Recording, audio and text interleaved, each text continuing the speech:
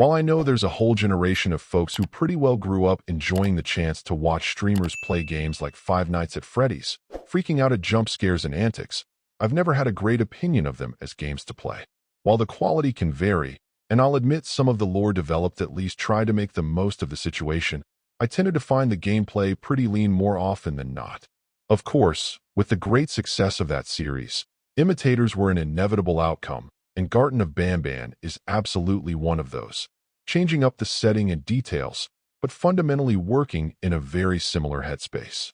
Now, for those who couldn't get enough of the 7 games already released in this series on the Switch, there's an opportunity to go back and see where everything began. I suppose for real Banban lore hounds this could be an exciting prospect, but for anyone who isn't it will likely not be the first game you'd want to play in the series, since you'd lack any context for things. In terms of the overall experience, this conforms to what you'd expect from this sort of series.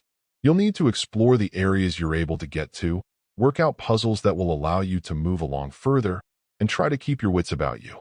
While there are some pretty gruesome horror-ish games out there on the Switch, this isn't one of them, generally content to build a sense of unease, but never going terribly far. This does allow it to qualify as potentially being more appropriate for some younger gamers who are already on board with the series, but there's no doubt that it's an acquired taste. If you've enjoyed the other games in the series and are curious to see how things originally shook out, it could be a fun diversion for a little while though. Overall, my final score for the game ended up being a 5. And if you're interested in picking it up, it's currently available on the Switch eShop for $4.99. Thank you for taking the time to listen to this review.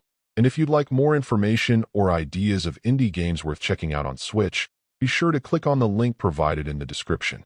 Until next time,